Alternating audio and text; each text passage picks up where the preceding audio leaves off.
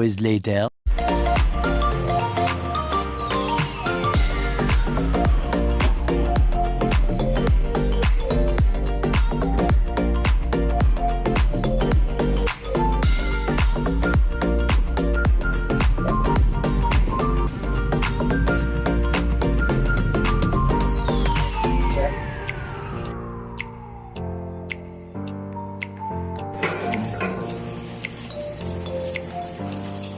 Ito na sila.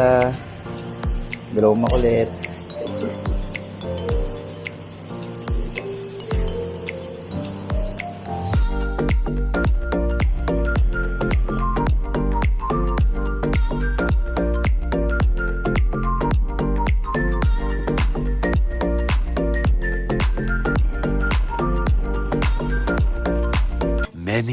Many minutes later. Nandito tayo sa Aslob, Cebu. Pupunta tayo na Cebu City para sumakay naman papuntang Leyte, Ormoc.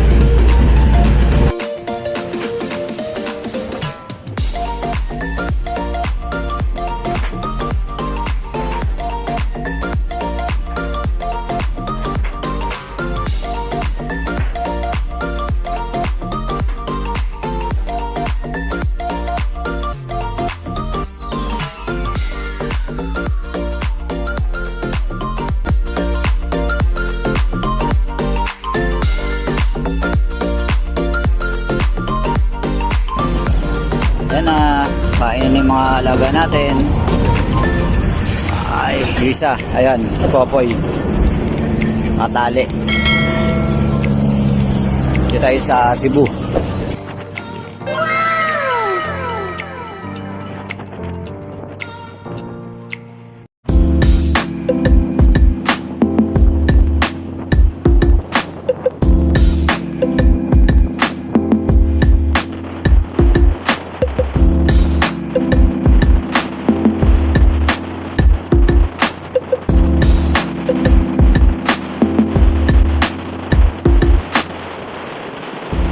Magandang gabi. So, nandito tayo sa Mandawi, Cebu. Waiting tayo sa barko. Dumating tayo rito actually, 11 AM. Galing tayo ng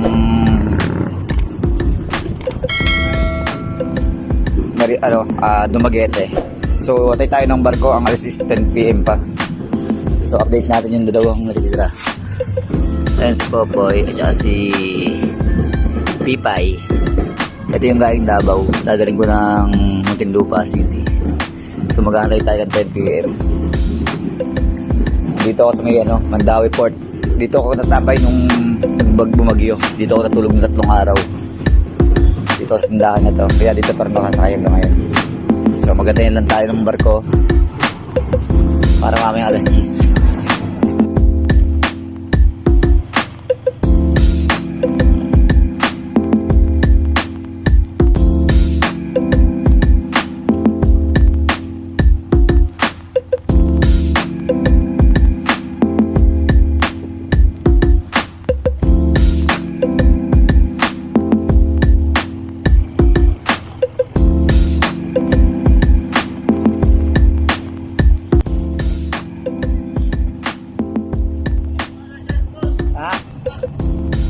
Tapos naman lang. Yun, nakapeso na tayo. Makasakay na tayo sa Poseidon. Yung ating mga alaga spot na. Ito, cargo vehicle. Dito ako sumasakay kasi mas mura kumpara sa ibang kumpara mo sa ibang barko. As mapalo ng 3,000 Cebu to Ormoc. Pero dito mura lang. Diskarte ba? Para ito paano kumita ng konti. Ay mga crew. Cellphone. Tapos nito 10 PM pa.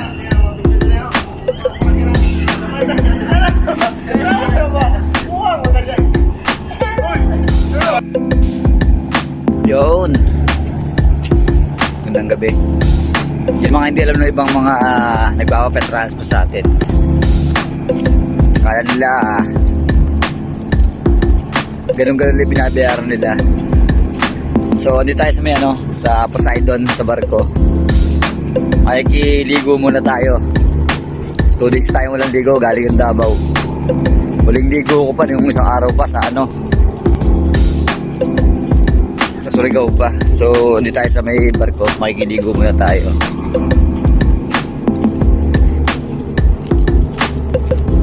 Ganito ang trabaho namin dito kapag babiyahe ako rito sa Cebu. Makikiligo ako sa barko nila. Malinis na may CR, okay naman.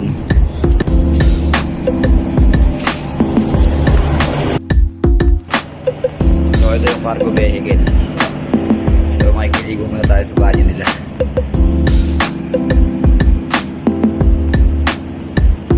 Malinis naman pero okay naman. Makikiligo muna tayo.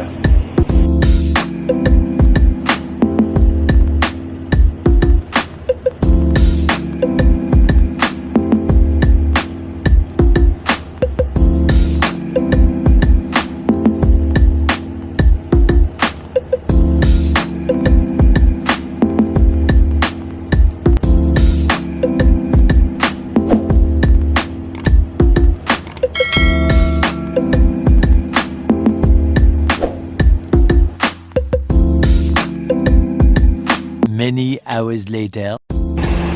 So, ayun na nga, finally, nandito na tayo sa nandito na tayo sa Ormoc from Cebu. Almost 8 hours ang biyahe, napakahaba. So, palabas tayo ng port. Palabas tayo ng port ng Ormoc.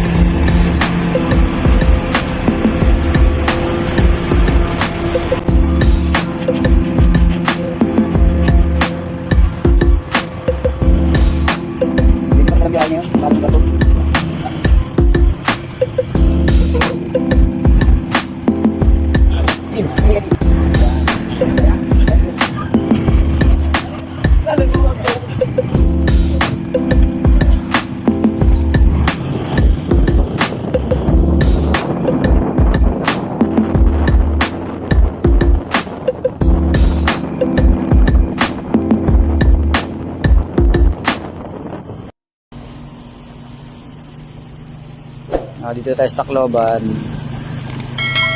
Standby muna tayo para makarelax yung mga aso. Ayan, tropa natin si Ken. Ken! Nakagrupo ko sa MSRP Tacloban chapter. Dalawa, kahit isa walang tali. Ilabas ko na, pag-iingay eh.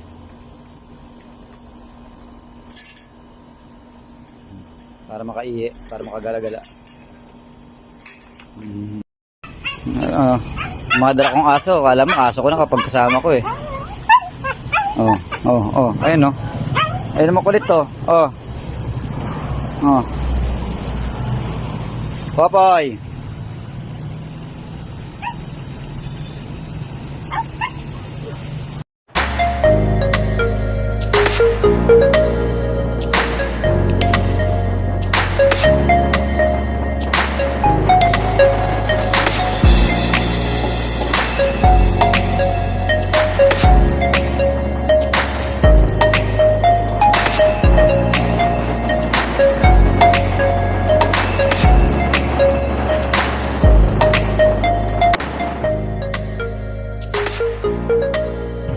Dito na po magsisimula ang ating kalbaryo. Ganyan kalupit ang Samar.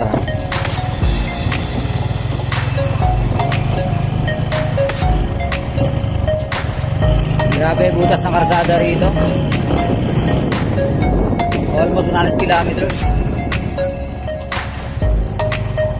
Malala.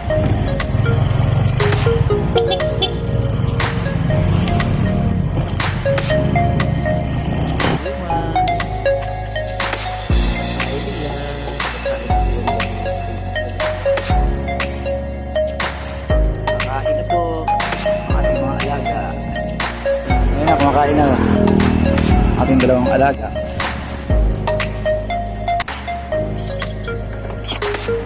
At yung isa, etas Popoy. Bye-bye! Hoy! Hindi kain ng kain. Bukas, makakauwi na sa Muntinlupa.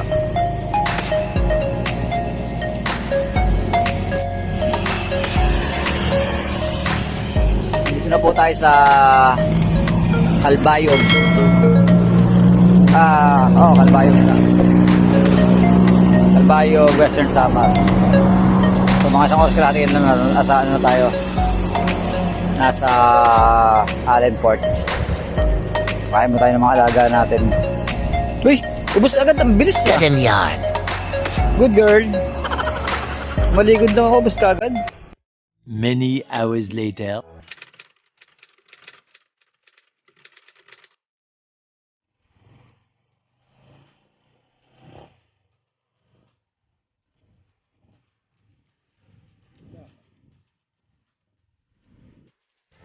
Ang haba ng pila dito sa Allen. Yung puno na sakyan. Dumating ako 4 PM. Ngayon wala pa, hindi pa nakakasakay. 4 hours later.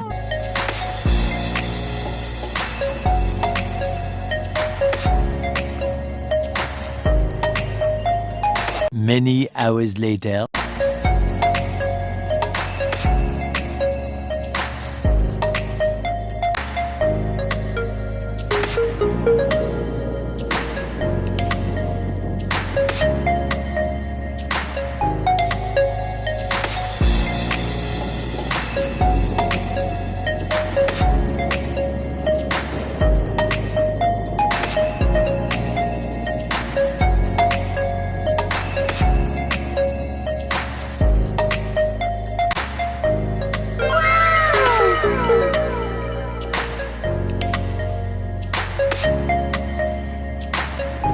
Many hours later.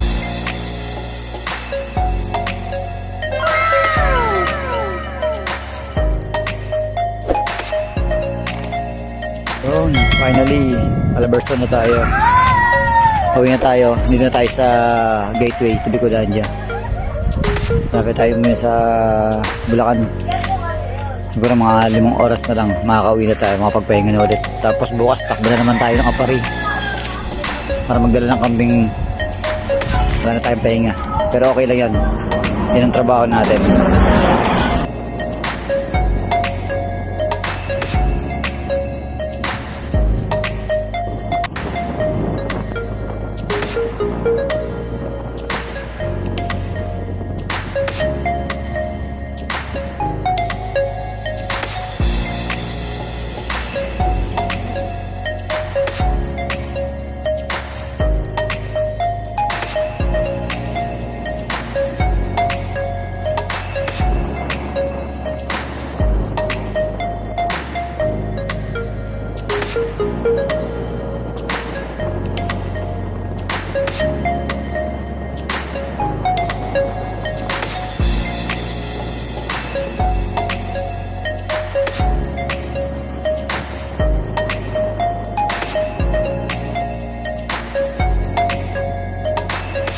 Many hours later. Po tayo sa drop-off. Problema lang, sobrang traffic dito talaga sa Laguna. Almost 50 kilometers na lang, makakauwi na sila.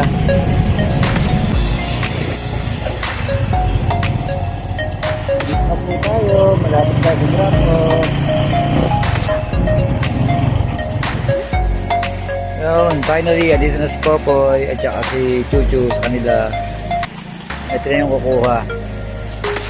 Pamangkin ni dito na. Popoy, dito ka na. Oh. Konto Oh, Popoy. Chuchu. Yun, dito na. Ito na yung dalawa. Chuchu, baba na.